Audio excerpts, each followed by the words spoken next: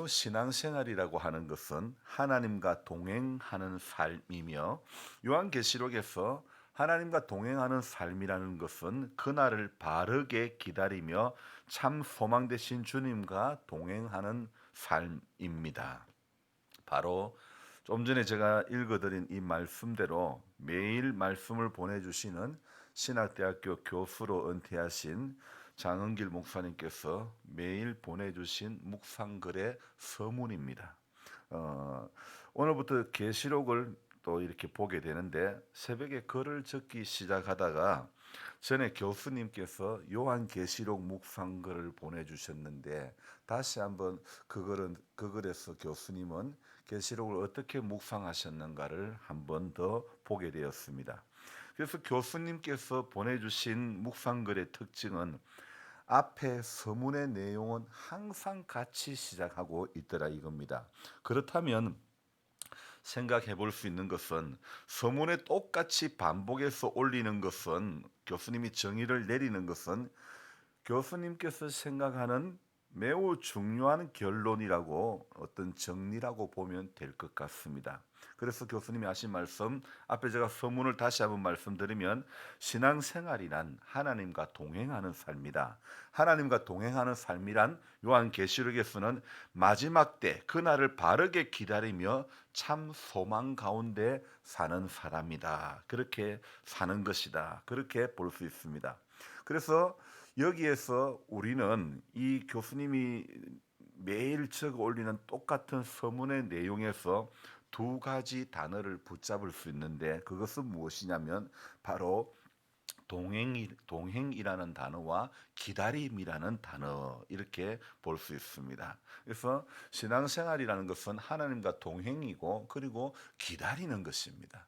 오늘 여러분들이 몇 주 전부터 한 일주일 조금 남짓됐죠.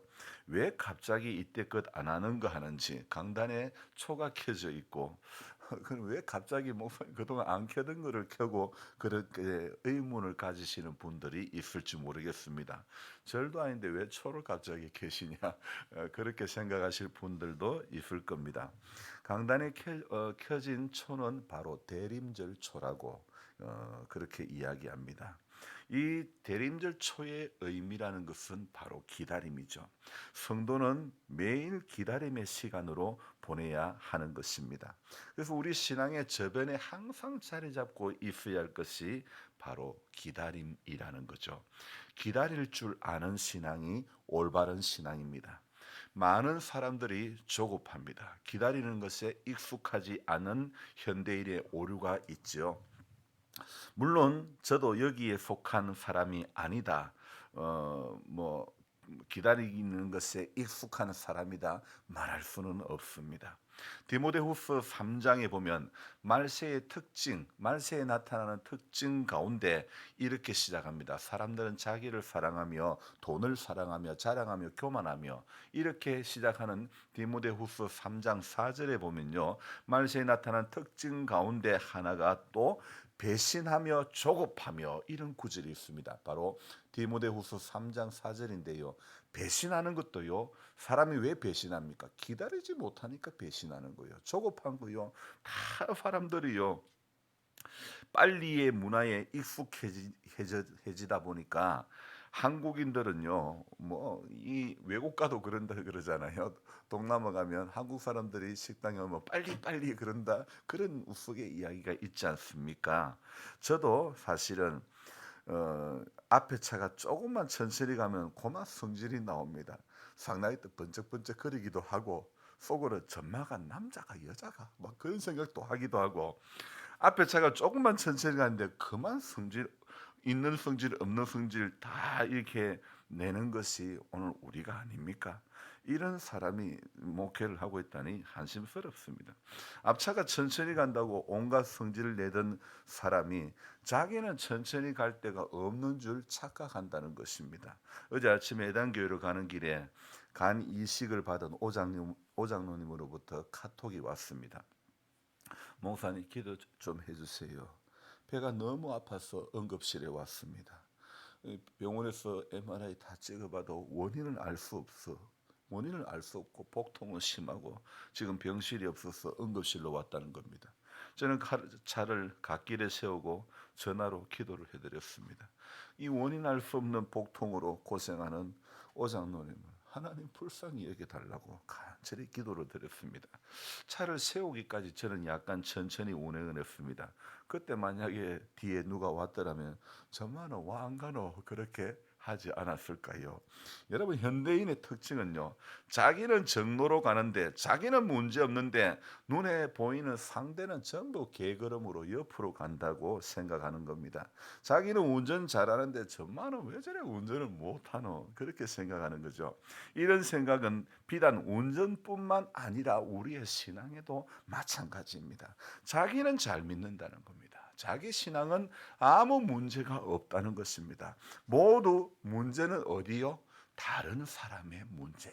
여러분, 일명 사람들은요, 누구나 아담의 생각에 사로잡혀 있기 때문입니다. 여러분, 아담의 생각은 다른 말로 하면 원죄인 것입니다. 그냥 한마디로 하나님, 제 잘못했습니다. 한마디 하면 끝나는 거 아닙니까? 그런데 우리는요, 하나님의 형상대로 지음받은 사람이 하나님의 형상을 잃어버리는 것을 우리는 창세기에서 보지 않았습니까? 하나님의 형상을 잃어버린 근본적인 원인이 무엇이냐면 하나님 말씀에 대한 불순종 때문에 하나님의 형상을 잃어버리는 겁니다. 하나님의 말씀을 의심하고 경솔히 여기는 그런 태도가 하나님과의 친밀한 관계를 깨뜨리고 마는 것이죠. 이처럼 하나님의 말씀을 사람이 대하는 그 태도, 이 하나님의 말씀을 대하는 태도가 하나님과의 관계에 아주 큰 영향을 미친다는 것을 우리는 알 수 있습니다. 하나님께서 분명히 무엇이라고 말씀하셨습니까? 선악을 알게 하는 나무의 열매는 먹지 말라. 하나님의 말씀은 분명히 먹지 말라고 했는데 인간은 아담의 이 아담의 그 실수는요, 아담의 생각은요, 하나님의 말씀을 거역하고 그 열매를 먹음으로 친밀했던 하나님과의 관계가 깨지고 말았던 거죠. 그렇다면 최초의 인간인 아담과 하와는 왜 선악과를 먹었을까요? 왜 먹었을까요? 먹은 이유가 무엇입니까? 저거 다 내가 여기 있는 거 전부 다 먹어봤는데 저거는 못 먹어봤으니까 호기심에서 먹었을까요? 뭐 때문에 먹었을까요? 누가 이야기를 해줬어. 뭐가 어떻게 된다고요? 눈이 밝아진다고. 사단이 눈 밝아진다고 그렇게 이야기했던 거예요. 그래서 창세기 3장 5절에 보면 뱀이 사람을 유혹하는 말이 거기에 기록이 되어 있는 거예요. 뭐라고 유혹합니까? 너희가 하나님처럼 될 거야. 하나님께서 먹지 말라고 하신 이유는 그렇게 너희가 하나님처럼 될까 봐 먹지 말라고 한 거야. 이 말을 들은 아담과 하와의 마음은 흔들리기 시작했습니다. 그리고 그들 마음 가운데 하나님처럼 되고 싶은 욕망에 그만 선악과를 먹었던 거죠. 그리고 그들 마음 중심에 스스로 하나님이 되고자 하는 욕망이 가득했던 것입니다. 하나님의 자리에 앉기를 원했던 것이죠. 스스로 하나님이 되고자 했던 이 교만함이 결국은 하나님과의 친밀함을 그 교제를 끊어버리고 무너뜨리고 만 것이죠. 여러분, 그러니까 하나님은요, 하나님의 자리에 어떤 다른 것도 대신 앉게 놓아두는 것을 원치 않습니다. 설령 그것이 자기 자신이어도 안 됩니다. 내가 주인이 되어서 자기 뜻대로 살아가는 삶을 하나님은 결코 기뻐하시지 않는다는 겁니다. 성경은요, 하나님 자리에 대신 앉는 것을 두 단어로 뭐라고 그럽니까? 우상이라 그러지 않습니까? 하나님 자리에 앉아 있는 거, 하나님 아닌데 하나님 자리에 앉아 있는 게 바로 우상입니다. 사실 아담과 하와는 창조주이신 하나님을 향한 믿음을 깨뜨리고 자기 자신이라고 하는 우상을 섬겼기 때문에 하나님과의 관계가 깨져버려 하나님의 형상을 잃어버린 타락한 존재가 되고 만 것입니다. 여러분, 우상이 무엇입니까? 우상은요, 단순히 눈에 보이는 어떤 조각한 어떤 그것만 우상이 아니라는 것입니다. 나의 마음속에 깊은 곳에서 하나님보다 더 사랑하는 어떤 것, 하나님보다 더 가치를 두는 것, 하나님보다 더 어떤 의미를 두는 것, 마음에 그런 것을 두는 것을 바로 전부 다 우상이라 그렇게 이야기합니다. 그렇습니다. 이런 정의로 자신을 본다면 우리는 우상을 섬기지 않은 사람은 사실 아무도 없는 것 같습니다. 어떤 사람에게는 물질이 우상이 될 수 있고, 어떤 사람에게는 명예와 권력이 우상이 될 수 있고, 그리고 자기 자신이 우상이 될 수 있죠. 그렇다면 우리가 자신에게 물어볼 질문이 하나 있습니다. 나는 하나님을 가장 사랑하고 있는가? 아니면 그렇지 않은가를 어떻게 분별할 수 있을까요? 그것은 우리 관심이 어느 곳에 가 있는가? 이것을 자세히 파악해 보면 되는 것입니다. 하나님보다 물질을 더 사랑하는 사람은 늘 관심이 어떻게 하면 물질을 더 많이 소유하고 누릴 수 있을까? 이것에만 관심을 가지게 되는 거죠. 그리고 하나님보다 명예와 권력을 더 사랑하는 사람은 어떻게 하면 사람들이 부러워하는 높은 자리에 올라갈 수 있을까? 이런 것만 생각하는 겁니다. 엊그제 춘향 현대철물점에 가보니까 거기에 무슨 입당 원수가 있는 거예요. 그 주인이 전에는 더불어민주당의 그 군의원인가 그걸로 나왔는데 이번에 보니까 국민의힘 입당 원수가 거기 딱 있는 거예요. 엄마야, 저분은 더불어민주당의 군의원으로 나왔는데 이번에는 또 국민의힘에 입당을 했네. 제가 그래 보면서 이야, 어떻게 해든지 한번 해보겠다는 그런 뜻 같은 생각이 드는 거예요. 가서 또 그러지 마세요. 여러분, 이게 사람이 하나의 마음에 끌리면요, 거기에 자꾸 어떻게 하면 돈을 더 벌 수 있을까? 어떻게 하면 높은 자리, 어떻게 하면 의원이라도 한번 해볼 수 있을까? 그런 거에 붙들리면요, 끊임없이 욕망이요, 끊어지지가 않는 거예요. 제가 그랬잖아요. 목사이지만 돈을 벌다 보니까, 사업을 하다 보니까 돈이 잘 벌리니까 200만 원만 벌었으면 좋겠다는 게 500만 원 올라가고 1000만 원 올라가고 2000만 원 올라가고 나중에 1억까지 욕심이 올라가더라고 말씀드리지 않았습니까? 그렇습니다. 한 사람이 두 주인을 겸하여 섬길 수 없다. 제 속에서는 늘 이런 마음이 드는데도요, 인간의 욕심은 못 살아도요 끝이 없는 겁니다. 그리고 하나님보다 자기 자신을 사랑하는 사람은요, 어떻게 하면 내가 원하는 모든 일을 성취할 수 있을까를 늘 고민합니다. 이처럼요, 하나님보다 더 사랑하는 것이 있는 사람은 하나님에게는 관심이 없고 오직 그것에만 관심을 두며 살아가는 그런 사람입니다. 아담과 하와의 모습을 보십시오. 그들이 어떻게 하면 하나님처럼 될 수 있을까를 거기에 대한 관심과 마음과 시선이 빼앗기자 하나님의 형상을, 그들 안에 있었던 하나님의 형상을 잃어버렸던 것을 우리가 한번 다시 기억해 보십시오. 그렇다면 오늘 우리의 가장 큰 관심사는 무엇입니까? 건강입니까? 어떤 돈입니까? 여러분, 이런 것에 물론 관심을 갖지 말라는 것은 아닙니다. 그렇다면 우리는 다시 한번 생각해 보아야 될 것이, 우리는 하나님에게 얼마나 관심을 두고 있는가? 여러분, 교회에 오면요, 보이는 사람보다 하나님에게, 보이지 않는 하나님에게 관심을 둬야 됩니다. 목사님 추운데 왜 옷을 저래 입고 있노? 그래 생각하지 마시고, 우리 하나님, 우리 집사님 오늘 제가 새벽에 나오니까 갑자기 아유 목사님 죄송합니다 해서 불쑥 이렇게 인사를 하시는데 제가 깜짝 놀랐잖아요. 이게 몸이 안 좋으셔서 며칠간 못 나오셨는데 갑자기 나오셔서 인사를 하니까 제가 막 깜짝 놀랐는데, 사람은 저한테 미안하십니다 집사님이 그러는 거예요. 새벽기도 못 나와서 저한테 미안할 이유가 하나도 없어요. 하나님요, 내 몸이 너무 힘들고 감기 다른 사람 옆에 걸릴까봐 하나님요 못 나왔는데 하나님요 죄송합니다. 사람 앞에 미안할 게 하나도 없어요. 하나님 앞에 모든 것은요, 하나님 앞에 모든 우리의 관심의 대상은 하나님이 되어야 될 줄로 믿습니다. 그래서 저와 여러분들은요, 건강에 관심을 두는 만큼 우리 하나님 앞에 관심을 둬야 되는 겁니다. 우리 어떤 외모에 신경을 쓰는 것만큼 하나님에 대해서 오늘 어떤 옷을 입을까? 외모에 신경을 쓰는 만큼 하나님에게 나는 신경을 쓰고 있는가? 사람에게 주목받고 싶어하는 만큼 하나님 앞에도 주목받기를 소망해야 된다는 것입니다. 그래서 하나님보다 다른 것을 더 사랑함으로 마음의 불균형을 이룬다면 우리의 신앙의 자세를 다시 한번 점검해 봐야 되죠. 우상은요, 뭐라고 그랬죠? 하나님보다 더 사랑하고 하나님보다 더 가치를 두는 것, 더 의미를 두는 모든 것을 바로 우상이라 합니다. 하나님은 우리에게 하나님의 자리에 그 어떤 것도 대신하여 두지 않기를 원하시는 것입니다. 그래서 하나님만이 우리 삶의 주인이시라는 사실을 날마다 고백하기를 주님은 원하시는 거죠. 그래서 오늘도 우리가 고백하며 인정해야 될 것은 나의 삶의 주인은 하나님이시다.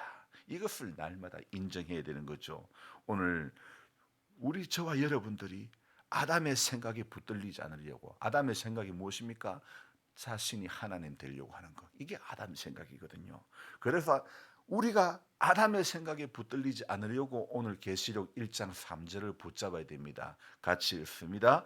이 예언의 말씀을 읽는 자와 듣는 자와 그 가운데 기록한 것을 지키는 자는 복이 있나니 때가 가까움이라. 여러분, 왜 오늘 이 예언의 말씀을 읽어야 되고 들어야 되고 그 가운데 기록한 것을 지키는 인생이 되어야 되는가? 내가 하나님 안 되려고 그렇게 하는 겁니다. 성경을 봐야 우리는 종종 자신은 하나님이 되는 그 길을 걸어가고 있습니다. 종종 아담의 생각에 붙들려 살 때가 너무너무 많습니다.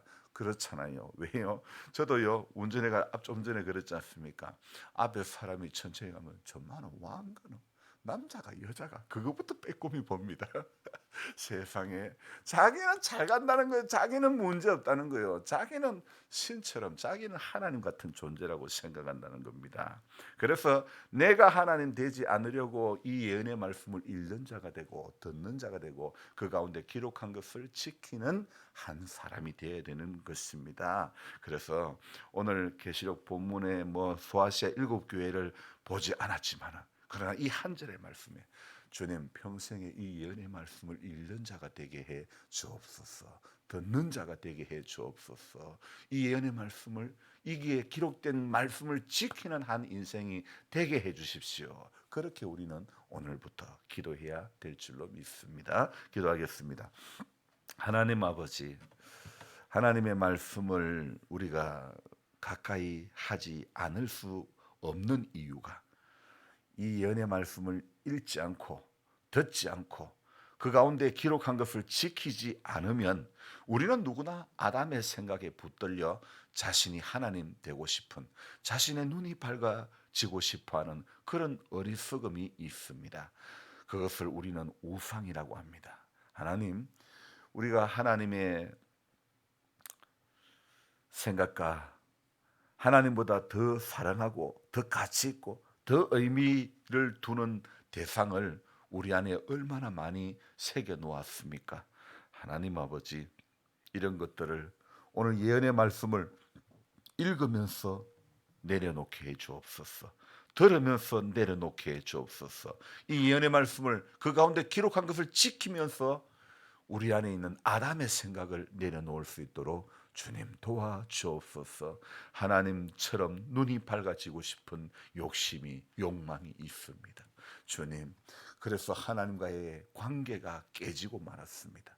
주님, 우리를 불쌍히 여겨 주옵소서. 눈이 밝아지기를 원치 않기를 원합니다. 우리의 심령이 오늘도 말씀으로 인해서 밝히 보여주시고 가야 할 길이 무엇인지 알게 해 주옵소서. 눈이 밝아지는 것은 머리만 커지는 것일 수도 있습니다. 우리 하나님, 오늘 우리는 머리가 커지고 키가 커진 신앙이 아니라 손과 발이 부지런한 신앙, 순종 잘하는 신앙 되어질 수 있도록 도와주옵소서. 성탄절을 하루 앞둔 날입니다. 주님, 우리는 기다릴 줄 아는 신앙이 되어지게 해 주옵소서. 조급한 현대인들, 그 가운데 살아가는 우리들 역시 조급하지 않음이 없다고 부인할 수 없습니다. 하나님 아버지, 말세를 살아가는 사람의 특징 가운데 배신하며 조급하며 배반하여 팔며 얼마나 하나님 경건의 모양은 있으나 경건의 능력을 부인하는 이와 같은 자들에게서 네가 돌아서라고 바울이 디모데에게 교훈을 한 그 교훈의 내용, 오늘 바로 우리가 붙잡아야 될 교훈이 아닙니까? 하나님, 경건의 모양은 있으나 새벽에 기도는 하나 하나님 뜻대로 살려고 삶 가운데 일상에서는 그렇게 살지 못하는 어리석음, 그 오류 가운데 있지는 않습니까? 우리를 오늘도 불쌍히 여겨주시고 말씀과 또 이 예언의 말씀을 듣고 읽고 지키는 자가 되어서 하나님의 뜻에 조금이라도 더 근접할 수 있는 우리 남은 인생이 되도록 축복하여 주옵소서. 연로하신 성도님들 오늘도 출입을 지켜주시고 감기 걸리지 않고 혈압에 어려운 일 당치 않도록 도와주시옵소서. 미끄러운 길에 넘어지지 않도록 하나님 함께해 주옵소서. 존귀하신 예수님의 이름으로 기도드리옵나이다. 아멘. 간절한 마음으로 기도드립니다. 주여, 주여, 주여.